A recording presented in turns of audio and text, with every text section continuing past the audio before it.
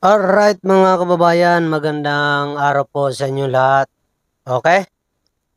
Dito muna tayo, balikan natin itong isang papansin na gusto maging senador.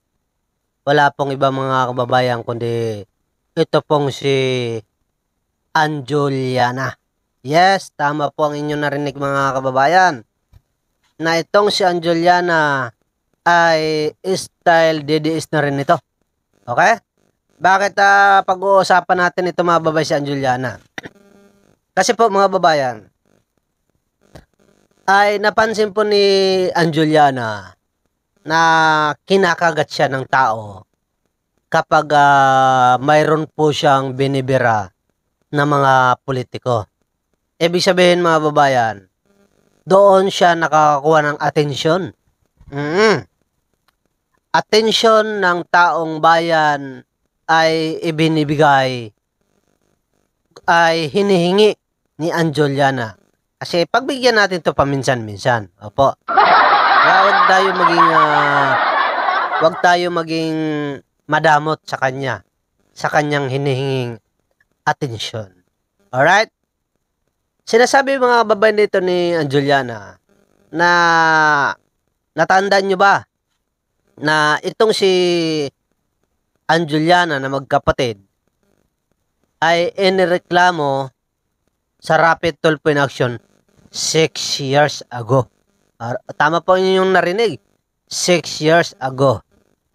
Hanggang sa, ang reklamo po dito sa kay Anjuliana ay patungkol po mga kababayan doon sa kanilang school na walang tawag dito, walang permit, hindi accredited mula sa TESDA. Po, ibig sabihin, kapag kayo po ay nag-aral dito sa school ni Anjuliana dati na hindi pa pinapasara, ay sayang lang ang pera ninyo. Kasi nga po, hindi po kayo magkakahanap ng trabaho kasi nga wala po silang accredited mula sa TESDA. Kaya nung mga panahon na yun mga babayan na inireklamo po sila at naaksyonan naman yan ito ni Rapid Tulfo hanggang sa nakalipas nga po mga kababayan, umabot na nga po ito ng million views sa channel ni Senador Rapid Tulfo ngayon, sa Rapid Tulfo in Action. Aba, ngayon po ilang beses na po ito tumakbo, hindi po nananalo. Apo, ito si Anjuliana. Kasi nga po, talagang wala na pong naniniwala sa kanyang kasinungalingan, mga kababayan. Nadagdagan pa po ang galit ni Anjuliana sa manang loob nung hindi po raw po siya pinagtanggol ng Itbulaga laban dito kay Senador Rapid Tulfo. Apo, ang nangyari nga po mga babayan, mas lalo pa po siyang nalugmok, nabaon sa mga utang. Sabi ni Nanay Christopher Min, nabaon nito sa utang. 'Di ba? Kung gusto niyo mapanood si Nanay Christopher Min, ay nasa ano lang po 'yon mga kababayan, nasa kanyang channel. Apo, search nyo lang Christopher Minute. Alright? Ngayon po mga babayan, mukhang napapansin po ni Anjuliana na kailangan po niya ng malaki-laking, pagbalagay na natin, hindi naman malaki, kailangan niya ng budget kasi nagnanais nga po itong tumakbo sa 2028. At aminado naman siya, inamin naman niya sa kanyang mga social media na pagtatakbo raw siyang senador, iboboto nyo ba raw siya? Sabi ng mga kababayan natin, siyempre hindi. Sabi naman ng mga dides, yes, siyempre dides yan eh. Kaya walang gusto nila makaipon. Ang mga dides, gusto nila makaipon ng tao na magiging kaisa nila sa ugali, 'di ba, sa paninira, yan. Kaya kakampihan talaga nila yan, mga kababayan. Ngayon po, muling binabalikan ni Anjuliana ang nangyari 6 years ago At ang sinasabi niya dito mga babayan kay Senador Rapi Tulfo, sinira raw ni Rapi Tulfo ang puri niya. Parang babae lang, no? May puri ka pala. Sinira daw ni Rapi Tulfo ang kanyang reputasyon. Nasira daw siya mga kababayan, kaya mukhang nagpaplano itong si Anjuliana na magdemanda kay Senador Rapi Tulfo. At kung sakasakali po na siya po ay magwawagi, magkakaroon po talaga siya ng, di ba? Magkakaroon siya ng, diretsyon na tayo, magkakaroon ng ariglo. Ang hindi niya alam, ang kalaban niya, senador. Senador ang kalaban niya mga kababayan. Kaya hindi makikipag-ariglo si Senador Rapi Tulfo. Kahit palagay ko nga, kahit ikamatay niya pa yan, ay hindi makikipag-ariglo sa yan, Anjuliana. Malamang kung magdidemanda ka, mauubos lang ang pera mo dyan. Kakaisip ko na gatasan itong si Senador Rapi Tulfo. Baka ikaw pang mamumulubi dyan. Bakit ko nasabi yan mga babayan?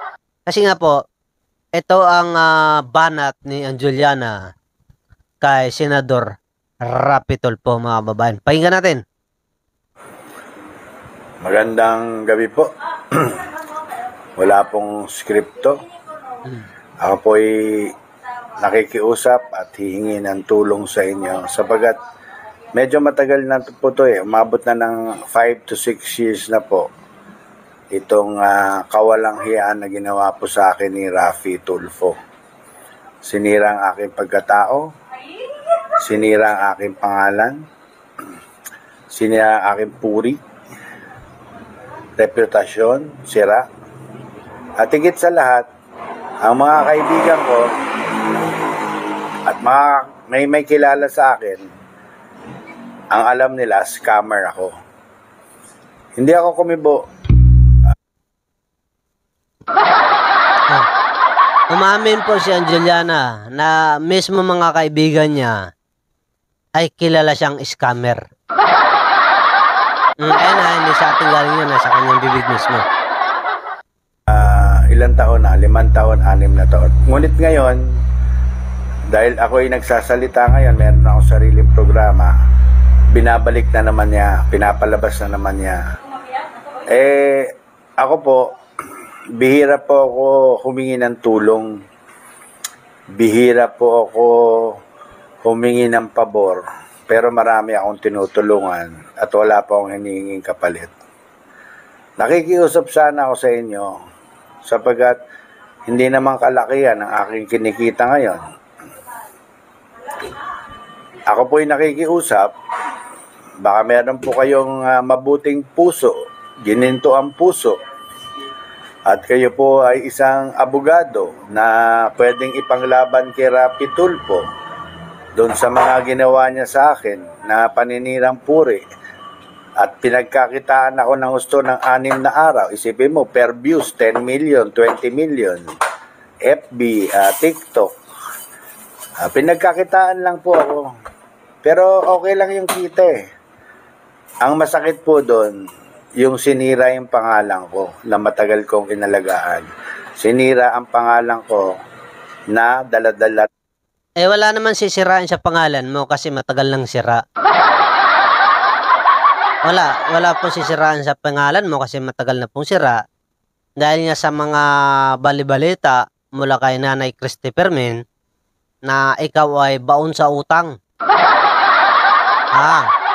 Bagkos, walang maniniwala na tao sa'yo na sinisira ang pangalan mo kasi nga, sa pagkakaalam po ng taong bayan ngayon, ikaw po ang naninira ng tao. Huwag na tayo lumayo doon na mismo kay Tito Soto. Ikaw po ang naninira dyan, Sir Anjuliana. Kaya wag kang po magpaawa-ipik sa programa mo dyan sa... Saan ba ang programa mo?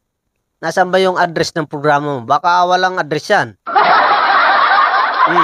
hindi naman po pwede na yung address TikTok lang, diretso.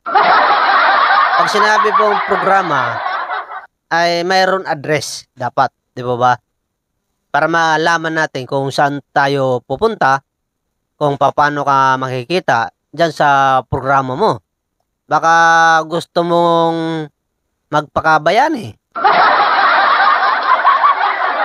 Ng tatay ko, dala-dala ng lolo ko, dala-dala ng mga kapatid ko, ng mga anak ko.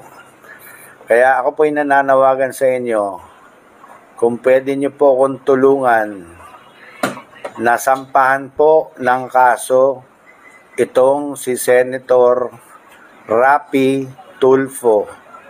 Andyan po, mapapanood nyo po dyan, hanapin nyo yung kay Ante Claire, pinaliwan kay Atty. Labayen, hinimay po nila na mali ang ginawa ni Atty. Rafi Tulfo. Mali po yung ginawa sa akin. Ako po ay sinintensyahan na hindi naman po siya judge. Nagpapanggap siyang judge, hindi naman sa judge. Ginawa po akong scammer. Isipin mo, 5 taong continuation, pati yung trabaho ko naapektuhan. Pati sa Itbulaga, nagbubulungan, iniiwasan natin yan, mga scammer yan. Kinuwento ko yan nung umiwas sa akin si Tito Soto. Kaya humingi po ako ng tulong sa inyo. Marami kayong abogado dyan, marami akong kilalang abogadong mababait. Nahihiya lang ako humingi ng tulong. Pero kung kayo po ay taos-pusong tutulong sa akin para makahingi po ng hustisya sa ginawa po ni Rapi Tulfo, maaari pong ipagpabigay alam naman po nyo sa akin. Saan po ako makakontak? Parang may nawawala lang baka. Ayan mga kababayan, nananawagan nito si Juliana sa mga gininto ang puso na kung sino raw yung mga mababait na dapat daw ay tulungan daw siya. Apo, na sampahan ng kaso itong si Senador Rapi Tulfo. Ha? Sa may mga gininto ang puso. Diba? Alam mo, hindi po ako abogado, no? Hindi po ako abogado. Pero ito lang ang maitutulong ko sa iyo, Juliana. Kung sino po ang may karanasan na palagay mong nagkamali or inabuso ka, ikaw mismo ang magdidemanda. Hindi po yung ibang tao. Ang tawag dyan, kailangan mayroon kang knowledge. Yung sitwasyon na ikaw mismo ang nakakaranas, saka ikaw mismo ang magdidemanda doon sa tao na yon. Yeah? Kasi ang lumalabas dito, parang gusto mo mandamay.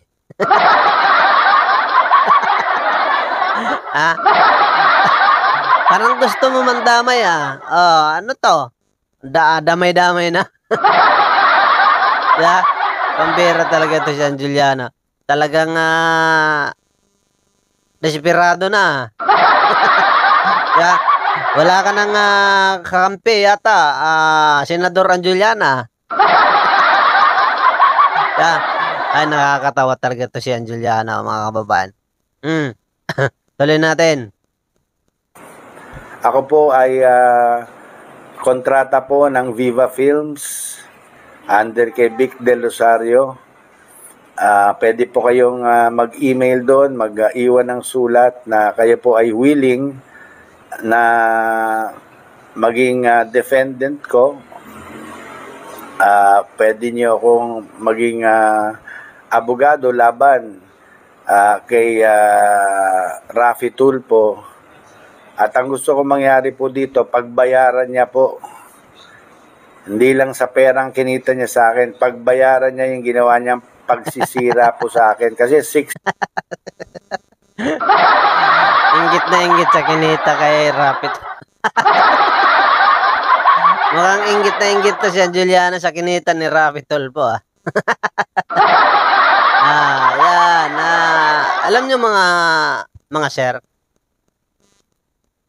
sa panahon ngayon, dapat hindi po tayo inggitero. Hindi dapat tayo naiinggit sa isang tao na umaasenso. Maaari tayo magkaroon sa kanila ng magandang ehemplo. Isipin natin na isa itong magandang parang tinatawag na experience, parang iniidolo natin sila para tayo rin ay umasinso. Hindi para kainggitan sila. Dapat ganun lang tayo. Kasi ang sobrang inggit sa katawan, nakakamatay. Nakakamatay yan. Kaya medyo bawas-bawasan mo yung pagiging inggit sa katawan. Magsumikap na lang, ha. Ang problema kasi sa inyo, dapat nagninegosyo kayo ng patas. Diba? Para dumating kayo mga artista, dapat negosyo dapat. Kasi hindi habang buhay hindi kayo magiging ulyanin, magiging bata, di ba? Gayanin nyo yung iba dyan ng mga artista na talagang nagsumikap talaga sila ng gusto. Huwag mong gagayahin ng iba na pariwara. Hindi lumaban ng patas, kaya bumagsak. Di ba? Ayan po, mga babayan. Panawagan niya Juliana. Sa mga abogado daw dyan. Sampan nyo raw ng kaso itong si Senador Rapi Tulfo. Dahil nung 6 years ago, di ba? Feeling ni Juliana, siya raw ay nilapastangan. Kung gusto nyo madamay, di ba? Masampan ng kaso rin, kaso to kaso, labanan nyo. Si Rapi Tulfo, kung kaya nyo.